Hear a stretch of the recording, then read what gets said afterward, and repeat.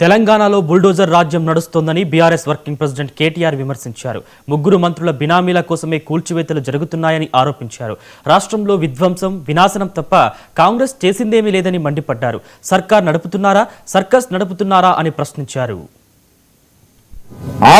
ఆరు గ్యారంటీల విషయంలో వారి నాయకుడు రాహుల్ గాంధీ గారు మాటిచ్చారు. మొట్టమొదటి కేబినెట్ సమావేశంలోనే ప్రభుత్వం ఏర్పడ్డ తర్వాత మేము 6 గ్యారంటీలకు చట్టబద్ధత కల్పిస్తాము, వెంటనే చేస్తామన్నారు. మరి 2.5 ఏళ్లు కావస్తా ఉంది. చట్టబద్ధత అనేది ఎప్పుడో చుట్టబండలు అయిపోయింది. అందుకే మేము పార్టీగా నిర్ణయం తీసుకున్నాం. ఒక ప్రైవేట్ మెంబర్ బిల్లును 6 గ్యారంటీల అమలును డిమాండ్ చేస్తూ రాష్ట్ర ప్రజల పక్షాన 2,500 రూపాయలు ఎప్పుడొస్తాయా అని ఎదురు చూస్తున్న మహాలక్ష్ములు మా ఆడబిడ్డల పక్షాన 1,67,00,000 మంది 18 ఏళ్లు నిండిన ఆడబిడ్డలు వారందరి తరఫున మేము ప్రైవేట్ మెంబర్ బిల్లు ప్రవేశపెడతా ఉన్నాం.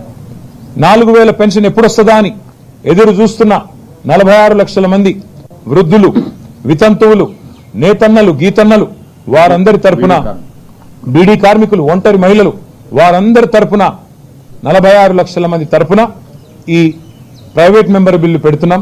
తప్పకుండా ప్రభుత్వం మద్దతు ఇవ్వాలని చెప్పి డిమాండ్ చేస్తా ఉన్నాం. 6 గ్యారంటీల విషయంలో వారి నాయకుడు రాహుల్ గాంధీ గారు మాటిచ్చారు. మొట్టమొదటి కేబినెట్ సమావేశంలోనే ప్రభుత్వం ఏర్పడ్డ తర్వాత మేము 6 గ్యారంటీలకు చట్టబద్ధత కల్పిస్తాము, వెంటనే చేస్తామన్నారు. మరి 2.5 ఏళ్లు కావస్తా ఉంది. చట్టబద్ధత